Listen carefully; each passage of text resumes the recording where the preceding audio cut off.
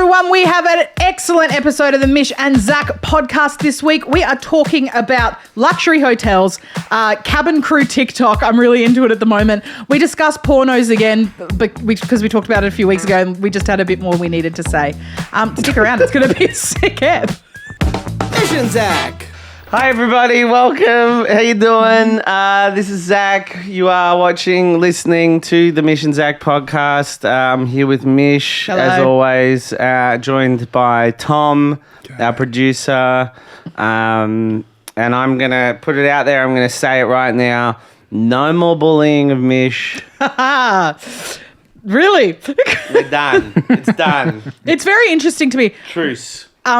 I was about to say it's interesting to me how many people have sided with me throughout the last few episodes. No. I've sided with you. I've sided with you. But also, I mean, you used the Mish and Zach profiles to instead of being, hey guys, well, big debate here. It was defend Mish. Yeah, it's true. That was true. I did Someone want who justice pleads for ignorance. Mish. Every time we talk about social media, Mish is like, I don't know how it works. I'm just a little baby. Oh no, I'm bullying you. Doesn't take long, does it? No, you go, I'm just a little baby. And then suddenly when you have a goal in mind, you are the most savvy social media person I've ever seen. Hashtag justice for Mish. Destroy Tom. It went viral. You knew how to link people to the YouTube all of a sudden. Head over to that YouTube. Tell Tom what he needs to hear. Look, I'd like to make it clear right now that the whole last few, it's all in good fun. We're all good. I do not feel bullied at all. These are my friends. Please tell them. These are my friends. I love Tom and Zach very much. Yes, do they gaslight me? Sometimes. And sometimes it is hard. Sometimes it is hard being their friend. You're a mastermind. Who's gaslighting She right is a now? mastermind. She's gaslighting you. It was all in good fun. It is all in good fun. No, I've had such a fun time. Like, honestly, the last few episodes, I have laughed so much. I've cried so much in this studio. The best comment I've seen was when the Donna one that came out last week. Someone did a comment. I should look up who it was, but shout out to you on the YouTube where they said, "This podcast is going to be the end of their career." Whose career? I don't know. One of us. One of them. No, it's all... this vague sense of... no, and I think it turned around for you in the second court case, Tom. I think we all kind of came out of this all right. Yeah. It was an intense few weeks. I do have something I would love to talk about on the podcast. Oh, great. Go for it. Completely not in relation to anything that... to do with the trial. Well, the trial's I'm on your over. side. The trial's over. We're done. Yeah, we're fine. Tom's on Mish's side. I'm on your side. Exactly. Whatever it is. Yeah, everyone came together for Mish. Tom's been... Look, you've turned them on Tom. What an amazing docu-series it would be. What? The trial. The trial of firstly, whether I had dick on the brain or whatever, but the trial of whether Tom left out any information On purpose. on purpose. Yeah, I've always wanted you guys to think bigger, outside the box. Yeah. Need a web series. All about the trial. No, the thing I want to talk about actually is something that I got really into over the weekend that just passed. Oh, I love a new Mish interest. It's a corner of TikTok that I've become obsessed with. Okay. So I had a big break from TikTok. I stopped using it for a while. Not deliberately, just kind of got a bit boring, I suppose. I was just kind of like not really into it. And then I pulled it up the other day just because, and I was just like scrolling and I came across a beautiful woman. She's beautiful, right? Eastern European woman. Okay. And sounds like our algorithms are more similar than I thought. And all I want to say is now I'm really into Eastern European women. No. She was gorgeous. She was like, she's like, I'm so nervous. And she's tapping on her phone. She's like, it comes out in a couple of minutes and I'm so nervous. And it was called My Roster Reveal. And she works for Emirates. She is one of the cabin crew. And every month they release the cabin crew's roster as to where they will fly that month. And basically that's it. I'm obsessed with people from Emirates, who work for Emirates, revealing their roster for the week because they put in preferences, right? So they go, my number one preference is to go to the Maldives. Second is Malta. Third is London. Fourth is India.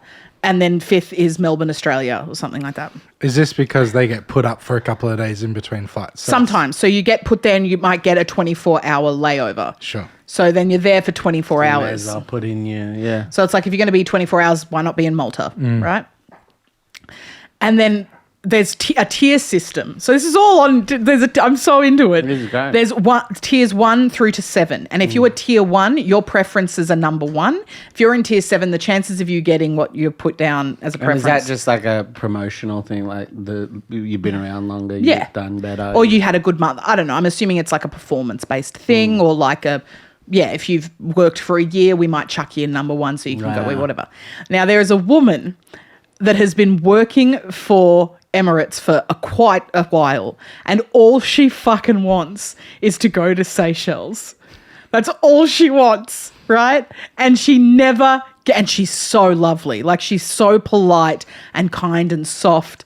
And you just see every time her roster is revealed that she doesn't get Seychelles. And she's just like, well, I guess that's okay. I'm going to Hong Kong and that'll be fun. And, oh, look, I'm also going to Manchester and I've never been there. So that's fun. I guess next month, fingers crossed for Seychelles. And then the rest of the team, like, reveal their rosters on different channels and they're all fucking going to the Seychelles. And my heart is breaking for this woman. My investment in her going to the Seychelles is so high. Anyway, this roster reveal has opened up now this new obsession I have with the corner of TikTok that is cabin crew. So there's cabin crew prep, and it's like what I do on a 15-hour flight. They show where they sleep. But wild, the hair and makeup routine for cabin crew. I've always been curious because they always look so good, and because I fly a lot. You fly a bit too. A bit. But I fly a lot, and I'm always, it's fascinating how, like, stunning they always look. It's insane. Particularly the international ones, considering they're on the same flight. Like, we're in a fart tube. Everyone's like barefoot, got piss-soaked bare feet. It like, they look stinks. like shit. Yeah. And then they always look great, like, right at the end of the, like, it's amazing. It's insane. So they talk about their skincare and their makeup. Everyone does something a bit different. But yeah, there's a whole, like, this is what, when I get off a 15-hour flight, I go straight to the hotel. It's 4:00 in the afternoon. The first thing I do is take off my makeup and have a shower. Then I go to Chipotle because I've never been and I love LA. Yeah. And they go to Chipotle and then they go to bed by 7:00 that night because they're like, because I've got to get up at 5 a.m. because I've only got 24 hours in LA. So they get up at 5 a.m. They go look at the Hollywood sign. They go to In-N-Out Burger. They go to Jersey Mike's, which looks so good. Oh, Tom. don't even. Tom You're a loves big Jersey it. Mike's My fan? number one. It looks so good. Oh, it's like baby. Subway on crack. Not even. To put Subway and Jersey Mike's in the same conversation is even a blasphemy. Well, they are for both me. sandwich places. No, I refuse. No, absolutely. No, but they make these big, fat, juicy. They're juicy. Yeah, but rather than like, you know, They Subway's have a like, griddle. yeah, Hey. you know, they have like it's actually an actual deli, so they're slicing your cold cuts in front of you. Yeah, that's gorgeous. Like rather than Subway, just like a bunch of shit. You know. Yeah. no. Tom loves Jersey Mike's. Every time we're in America, we'll be going to Jersey Mike's soon when we hit up America. I would love to go to Jersey Mike's. Get one Come Mike's to way. America with us. What? Get one Mike's way. What's Mike's way? Mike's way is when they put they make the sub to your order. Yeah. But then they put a dash Mike of spits in it. yeah, pretty much. But he spits red wine, vinegar, yum. oil, and a bunch of herbs, and that's Mike's way. So it makes it very wet and Yum. and delicious. Mish, come to America with us. Okay, is that an invite? Yeah, come along. Okay. Is that like an invite from Haven't You Done Well? No. Oh. No. Then That's an no. invite If you from line your up friend. like 20 podcasts while Zach's there for 2 days, I could maybe swing it. If I find a way to line up They have to convince Zach first that you're going to do it. Like that's the first to get me to LA, would you do that for me? I think if you did like 20 pods in 2 days. Oh, we couldn't do it in 2 I could- days. Yeah, but I could justify the $1,500 to get you over there. What about the comm? There's You can no share with way. me. There's no Tom. This podcast makes no money. Yeah, but for 20 podcasts. Hey, we did that Hades Town thing. Yeah, That's that's great. true. Yeah. No, I did that Hades Town. I was sick. I went to Hades Town. And it was great. Loved Hades Town. Thank you, Hades Town. Thank you, Hades Town. Yeah, come to LA, Mish, and we'll go to Disneyland. And Jersey Mike's. And Jersey Mike. Yeah. Well, I just wanted to share it because it's something that I've been obsessed with the last couple of days. Oh, that sounds great. There's a lot of flight attendant stuff that is a mystery to me. Like, I know broad stuff, but there's a part of me that quite likes the mystery. I think of it like a magic act. Like, how are they so fresh looking? Because they go upstairs, they have a little lie down area, don't they? They have Yes. they have a little compartment where they can lie down. Quite a nice and little sleep. bed, really. And then, do they just do their makeup in the little toilet? No, they do it in the hotel beforehand. And the way that they all do their hair and makeup is it's to last 24 hours. Wow. So there's people who are like, this is my makeup before a 16-hour flight to Dubai. So even And then after sleep- they do, and now this is 16 hours after my They don't flight. do a little touch up or No. anything? Surely they do a little. No, that she's like, this is what it looks like after I've eaten, I've slept well, and it looks close to perfect. So they must paint it on. It must be a very specific. Paint it on, but also what brands are you using? They tell us, but I don't pay attention. But it's just fascinating. Cabin crew TikTok is elite. I am so into it. When they are good, it is mind-blowing to me because there's nothing less pleasant than flying. There are no people less pleasant than people that are flying. So when they are able to still have their soul and be nice and like, it's just one of those things that pays to be nice to them because it's like they would have the worst time. Yeah. But they're still, I was thinking the other day about how like, like the whole Boeing thing, like in the 60s, how like romantic flying was and how like pilots were the hottest men in the world and air hostesses were the hottest women and it was just this like amazing thing. And I was like, it was incredibly bougie. Like, but like even though I fly a lot and even though it's a lot more affordable now and even though there's like all these budget airlines, I think there is still a little bit of that. Oh, yeah, I agree. still think when I see a pilot, I'm like, hello, sir. Yes. And when I see like an air host, I'm like, wow, you got your stuff together. You got it going on. well, no, but it's one of those little like pockets of society that I don't know anything about at all, really. But there are so many people that it's the dream. And it's like the dream to work for, I was about to say Etihad, Emirates International First Class. Yeah, That's the big dream. And once you get there, all you want to do is go to Seychelles. Anyway, we should take a break. What should we talk about when we get back from the We'll break? find out after the break. Hi, welcome back to the break. I don't know what we're going to talk about. Maybe what's something cool you watched this week. Oh, do you want to? I've got a cool one. All right, great. Hit it, Zach. What's something cool you've watched? What's something cool you've watched? What's something cool you've watched this week? Great. I had COVID. So, Oh, yeah, I forgot. yeah, I had COVID real bad. Oh, yeah, I forgot about that. And I was when I got COVID, I was like, well, at least I can watch a lot of movies. And then you were Hardly any. All I watched was Love Island and Taskmaster. Watched a lot of Taskmaster. Highly recommend season 2 of Taskmaster New Zealand.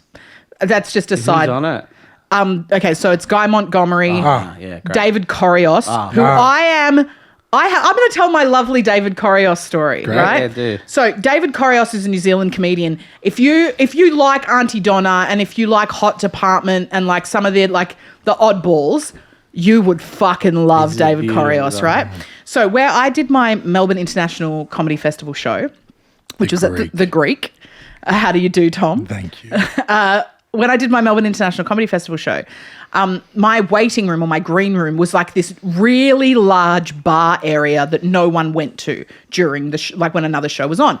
And Jess Fuchs, who is also a phenomenal comedian from Sydney, please check her out. She's so funny. When her show was going on, which was before my show, this bar area was empty, but there was a door that went into that space. So I just sat there very, very quietly, kind of went through stuff. Great view of the city, 15th floor up in the middle of the city. Anyway, I would sit in here in the dark, kind of listening to music or prepping, like just kind of having a chill kind of, I guess, meditative kind of thing. And every night, David Korios would come up to the bar because our shows were on at the same time. And he came up to that space on my first night, was like, hey man, like you're Mish. I'm like, yeah. And I'm like, it's nice to meet you or whatever. He's like, oh, I love your shit, man. I just want to say so shit that I can't see your show, man, because we're on at the same time. But I just wanted to say, like, I've heard fucking wonderful things. Can't wait to hear all about it, blah, blah, blah, blah, blah. I didn't know who he was, right? I'm like, oh, thank you so much. And he gave me a big hug and he was so sweet. He's like, I've seen you on Donna, like you're so lovely. I'm like, great. I was like, who is this guy? I looked him up and I started watching some of his stuff. I'm like, fuck, this guy's funny. Every night he came up to say chukas to me before the show and just give me a hug and go, truly one of the sweetest guys. The nicest guy and so funny. And him on Taskmaster is like next level. I couldn't breathe. It's so good. I would actually extend that out. He's one of the nicest guys, but I would extend that out and say New Zealand has a very like cool, lovely scene. Like all the comedians from New Zealand are all like good people. Oh, Laura Davies is so funny. She's in that season as well. Yeah. And Ursula Carlson is in that season too. Yeah. It's just a really, really good season. So, but that's not the something cool I watched. That was just a side. What is something cool you watched? This is 3 movies. Wow. But yeah, I watched 28 Days Later, 28 Weeks Later, and then I went to the cinemas 2 nights ago and I watched 28 Years Later. Now, I will have probably watched 28 Years Later by the time this comes out, but I have not seen it yet. So, no, I was in Adelaide doing the cabaret festival. I would have thought you'd gone to some premiere or something, you know. No, I think Mark got invited to one, and I when I heard that I was like, congrats, and then I emailed my agent. I was like, is there like a premiere? Mark told me as well. He's like, oh no, I'm going to the advanced screening premiere of 28 Years Later. I was like, are you? I'm sorry. I thought I did a really good job with Bring Her Back, but it looks like I didn't get on the list. Put me on the fucking list. Mission's not one list. There is a list out there of Australian comedians in Melbourne getting asked to premieres. Yeah, but some are Village. It depends on the distributor mission. And there's publicists. Yeah, PR companies. So there's lots of lists. Look, there's lots of lists. I want on one. I'm on one for the footy, which is funny. What? You just get invited to like Mission Impossible for like front to the footy email. It's very odd. What's missing? What's missing? You're perfect. You don't need to change anything. You're beautiful. You're perfect. Thank you. And you'll never get an honest answer from me or Tom ever again because you sicked our fans on us. Anywho, So no spoilers. And also I haven't seen 28 Weeks either. All right, well, I won't spoil it then. Haven't you? But I will say this. I was never a zombie movie person. You know this. You're on your journey. I saw Land of the Dead for the Leguizamo podcast, right, a few years back and loved it. I was like, there's room in my heart for zombie films. And then since then, I watched Night of the Living Dead, the first one. So fun, so good. They're Coming for You, Barbara, that whole one.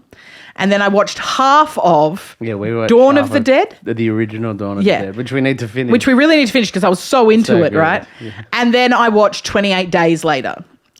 And that was just shy of 2 weeks ago when I had COVID. And I loved that movie so fucking much. I was so into it. I just thought it was so entertaining. And like so much more than this like horror action film, right? There's like so much heart to it. And that last 10 minutes, 15 minutes is just so powerful. Loved. I won't say anything about 28 Weeks Later because you haven't seen it yet, but I loved it. So fun. It's a fun fucking movie. I don't think that's Danny Boyle. It's not Danny Boyle. Not Danny Boyle. I remember and that. A lot of people who are 28 Days Later people don't like 28 Weeks Later based on reviews, when right? it came out, I remember it not getting a great reaction, but it's Rose Byrne, yeah. I always wanted to watch it. It didn't like jump out, but I'm gonna watch it now because before I watch 28. I think if you go into it going, I want a Danny Boyle film, you won't get that. Yeah. But it is fun. It is a fun movie, right? And I love Rose Byrne. And then I went and saw 28 Years Later in the cinema, and my God, I just think I love these films. They're so fun. I loved 28 Years Later. Like, what an incredible thing to come back all this time later. Yeah. with essentially the sequel to the first film. Yeah, right. It's just so good. And I really, really thoroughly enjoy it. Highly recommend to anyone. I would say watch 28 Days Later.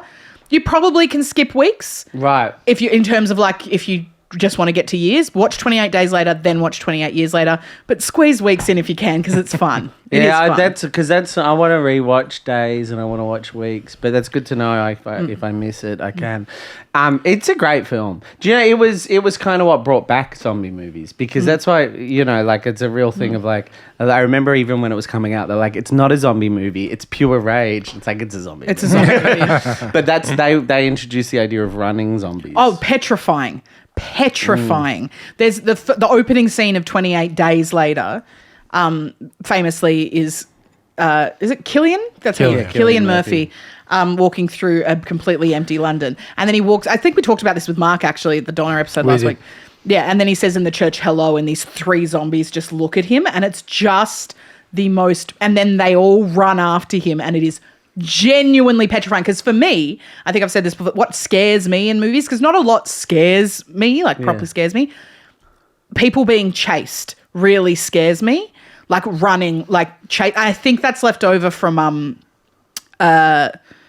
oh my Texas Chainsaw Massacre. Oh, yeah. Because I love that film so much. But that being chased by someone.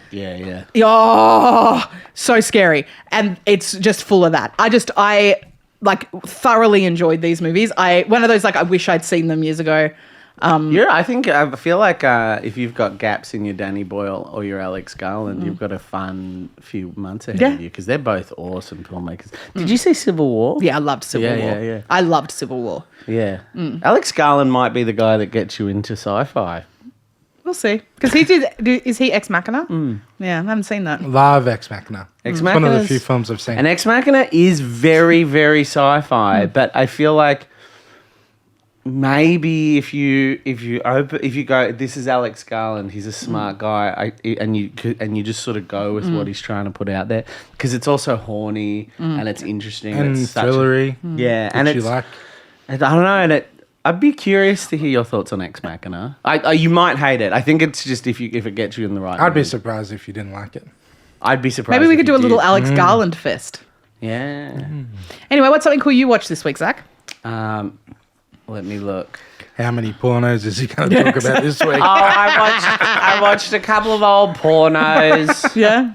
I looked up a review. of one of so a few weeks ago, as Tom is referencing, a few weeks ago I went to the Brunswick Underground Film Festival and I watched some 70s sex films, sex cinema of King's Cross. It was a very interesting thing. He watched porn with strangers. I watched porn with strangers. I have a question in about a setting porn. that I'm happy to admit to. Question about porn for both of you after this, by the way. And then or would you like it beforehand? No, well, I'll just read this one review and then you can Wax lyrical. then you can ask me about pornos. Maybe. As long as you're both comfortable with me asking you about Always. porn. Yeah. Oh, yeah. I mean, we talk about porn Off a lot. pod, I feel like you're two of the first people I'd go to if I had a porno question. I might not answer on pod. It depends on I what can the just see question myself, is. genuinely, I can see myself going to your office, Tom. Yeah. Knocking on your door and you going, yep, going, yep. And then I open the door and you being like, g'day, Mishy. I'm like, g'day, mate. I've got a quick question for you about pornos. You'd be like, yeah. That's it. And I'd ask you and you'd be like, yeah, no, sick. And then I'd walk out the room and we'd never discuss it again and it wouldn't bother you in the slightest. Not at all, no. Yeah. So this is a review of someone. So the Lost Sex Films of King's Cross has 12 reviews and 27 members listed it on Letterboxd, because it's just sort of this is what I went to. And then someone gave it 4 stars and they gave lots of little thoughts. And then I watched this with 2 colleagues, one of which used to make queer BDSM films. Not pornos, but perverse shit in the 90s. So they fucking loved this. Honestly, such a weird time. Also, pretty sure Zach from Auntie Donna was in my screening. It just made me appreciate him more now. Did you comment under it? It just made me appreciate him more now that we've seen a lot of flaccid dongs together. What did you say under it? I can't remember. I said, yeah, that was me. And then what did they say? They said, I said, yeah, that was me. And then they said, this is quite funny, I think. And then lol, I love Melbourne. I want to excited. My question about pornos. You don't go. have to answer this on the pod. well, No. No, I think it's fair. First question, so it's a two-parter. Have you ever watched a porno, like put in a porno movie and watched it from start to finish? What's the definition? Tom answered very quickly. Yeah, absolutely. No, like as in gone, here's a DVD, a porno DVD or a porno. Okay. Like I'm not talking about like clips on Pornhub, Yeah. but like a porn movie. Full hour No, long no, porn. I don't Yeah, think like so. have you ever watched it from start to finish? Depends on the context. So, like, With 400 people, yes. yeah, he has. like, what's 400 people? With 22 people, yes, I It's have. probably about. It's weirder with 22. It's probably weirder about- with 22. No, it's about 70 people, I would say. 70 to 100. No, about 70 people. Yeah. Have I watched porn all the way through? If I was watching it for, like, I've watched sexploitation all the way through, you know, obviously, like the ones No, a on porno, Umbrella. like a porno. But a full porn. No, but I've been trying. There's a couple of old porns. So there was this like era of porn film in like the 70s, you know, like Deep Throat. Deep Throat, yeah. There's other ones that the director of that made a film. I Lovelace really was wanna her name, see. wasn't it? Yeah. No, she was the actress. But there's another film called I can't remember what it was called, but it's about a woman who it's this incredible story. It's like this, Like a Debbie Does Dallas kind of one. well, there's that. I've never seen that. I want to watch that. But there's this other one, and it's called The Devil and Mrs. Jones or something. It's about this woman who was always a prude or something, and then she goes to purgatory and then finds out that I've never seen it. I've been trying to find it, and it is available on Pornhub, but I can't cast it onto my TV, and I want to watch it on the TV. But basically, the story, she was a prude, and then she goes to purgatory, and she finds out she's going to go to purgatory her whole life anyway. So they're like, well, you know, if you're going to go, you're not getting into heaven anyway. You tried to be a good person. Do you want 24 hours back on earth to do all the things you ever wanted to do? And that's the plot. Like, that's the plot. Love that. And it's like... that's actually a really cool movie plot. Yeah, no, and that's, I want to watch it. And it's like, that's an incredible plot. Like, that's such an interesting... And it's that era of pornography where they had plots and there was that. So I do want to watch more porns all the way through, but I can't think of any example of where I have. Probably because I've already come at that point, if that's what you're trying to ask, Mish. No, I was just like, if you ever just put one on because I'm interested to watch a porno now. No. And I don't mean like an artistic for the 70s, like just been like, oh, let's just watch this full porno. Full porno, not 70s, Okay. no. Yeah. No. I've watched like a Serves a good chunk of purpose. a porn. I've watched more of the porn than... I watched Pirates. Remember when Pirates was big? Yeah, I watched yeah. Pirates. But I did that with some housemates. That's fun. And it was just for like a bit of fun. Oh, yeah. I've watched a hentai with a housemate before all the way through because it was sort of interesting as well. Yeah. Yeah, just for the interesting kind of factor of it. But a lot of modern porn doesn't have anything resembling a plot. They're very like even dude. they're very episodic. When I worked at That's why hentai is interesting. when I Me and worked Maggie at sat down and watched it. Oh, really? Yeah. There you go. When I worked at Club X, you would, because we sold DVDs, right? And I was like, no one's buying it. When I first started working, I'm like, surely. Collectors. A lot of people come in who collect porn DVDs. Wow. And a lot of old men. Yeah. Right? And so the way that you would order these, or at least how my store did, was you would just order 500 DVDs. And wherever they were selling them from, they would send you 500 DVDs. So when you were pricing them, and you're like, you know, marking them with your little pricing gun, you'd be like, oh, wow, this box is so interesting. It's got Debbie Does Dallas and Debbie Does Dusseldorf. And you'd look like, wow, this is like a real time capsule moment here. And then they had Deep Throat and you're like, whoa, this is so interesting. And you'd be going through these really interesting, cool, like created the genre kind of movies. And then you just get to the next one. It's like, help, I can't stop coming my pants. It's something from like 2019. It's just got like a nerdy looking guy, but he's jacked and covered in tattoos, but he's wearing glasses. He's like, oh no, I can't stop coming my pants. I'm like, they really did stop trying after a while. What? The genre has really taken a bit of a nosedive in terms of artistic effort. I'm fascinated by porn cinemas, like what they Crazy. were. I'm not anymore.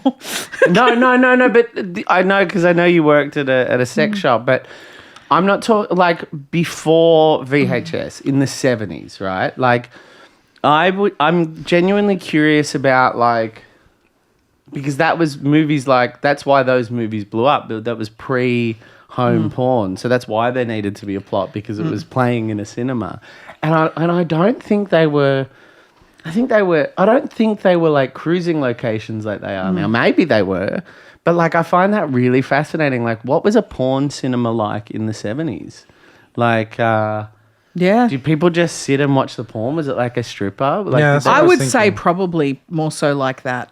you'd watch, Deep Throat, and then you'd go home and... Get excited. Yeah, and get excited. It's very different now. I'd be just fascinated to know what it was like back then. Yeah. If you're a listener and let us know. Yeah, please. Let us know in the comments. All right, I'm going to do my something cool I watched this week because Mish wanted to talk about pornos. Sorry. So I had a job, as you know, as I mentioned, I did a little set at the Adelaide Cabaret Festival. Michelle Brazier asked me to do it. It was a show called Comedians Auditioning for Musicals. And I just did a little song. I was a very nervous boy. Very strange singing a song. I haven't sung properly since high school. You've got a lovely voice. Oh, thank you, Mish. I'd love to sing more. I'd love to work on that skill. But it just sort of like I went and did this little song, and then in exchange for this little gig where you have to sing in front of the best singers in Australia. Yeah.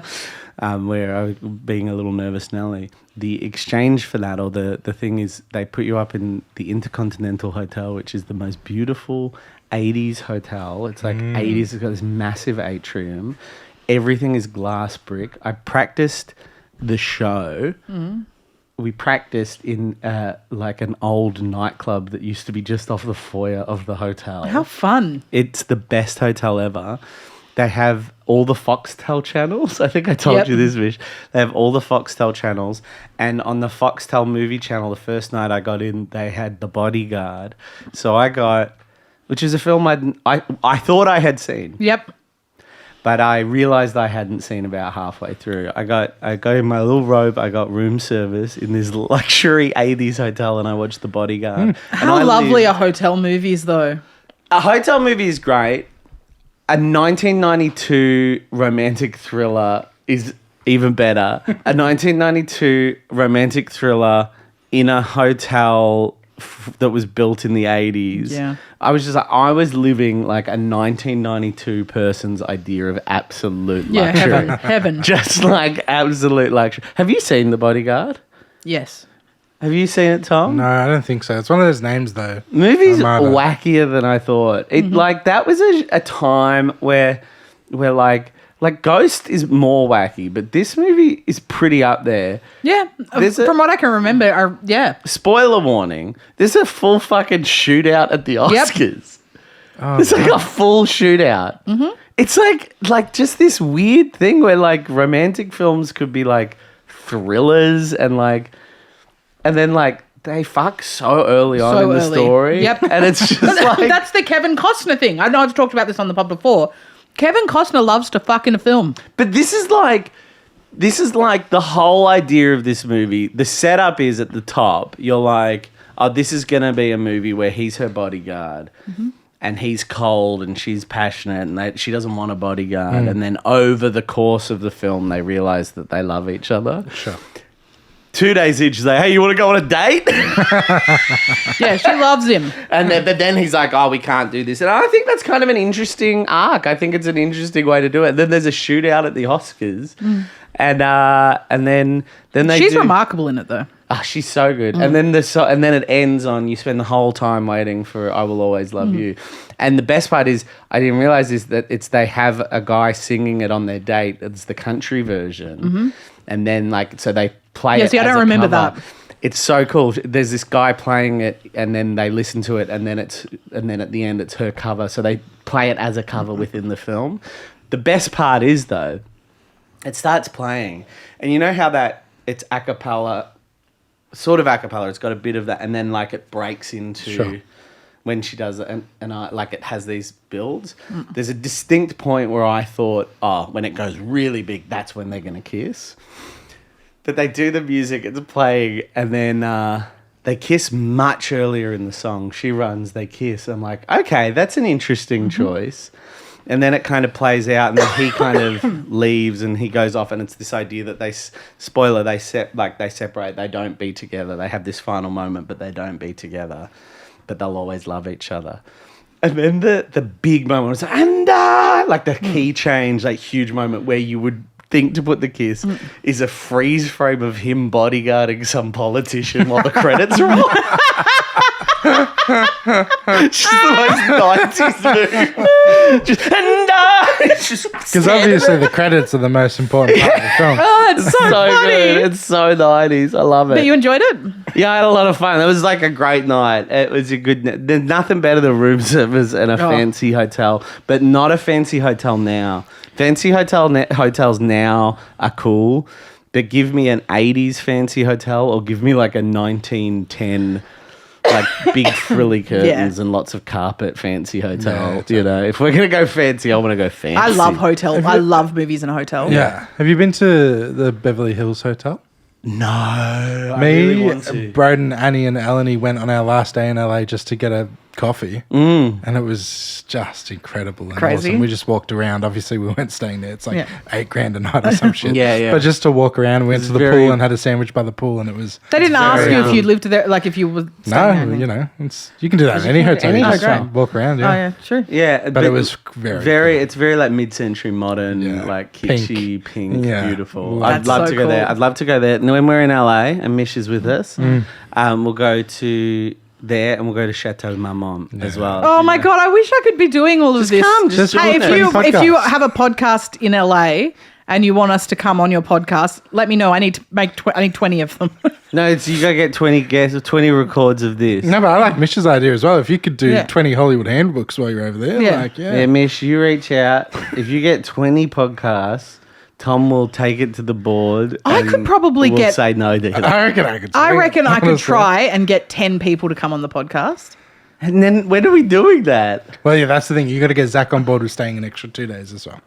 I was thinking I was of doing thinking of that, doing it anyway. But Yeah, I'm just going to go Disneyland. to Disneyland. You can do that. Yeah, but we can still go. We can podcast on the way to Anaheim. Yeah, we could do a podcast at Disneyland. No, I don't think they'll allow that. You come to Disneyland with me? I would 100%. I'd come to Disneyland with you, Zach. Yeah, fun. You're I would flying truly. economy. I think I'd really enjoy it with you. That'd be fun. But I don't think it's going to happen. Not this year. Maybe another time when we're both really rich and we have time off. We'll just go to Anaheim. Mish, I'm not rich now. I said when we're both really But rich. it's like, if I'm not rich now, this is the peak, and I'm not Don't rich say now. that because then I'm fucked. All right, what are we watching for Leguizamo Rama? Well, it's confusing. We are watching, yeah. because we're recording these a little out of order. We are watching that cartoon. Oh, no, we don't know yet. We don't know yet. Sorry, guys. Yeah. We'll let you know on Thursday. Sorry, I fucked it just then. No, you didn't. I loved it, Mishy. Okay, it's a thank fun you. riff. Thank you for listening to the Mish and Zach podcast. As you know, it's every single Tuesday, and you can catch Leguizamo Rama on Thursdays. Have yourselves a great week. We'll catch you next week. Bye. The Mish and Zach podcast is recorded on the lands of the Wurundjeri people of the Kulin Nation. We believe that our collective culture will never reach its full potential until we embrace the history and the truth of the oldest cultures of this land.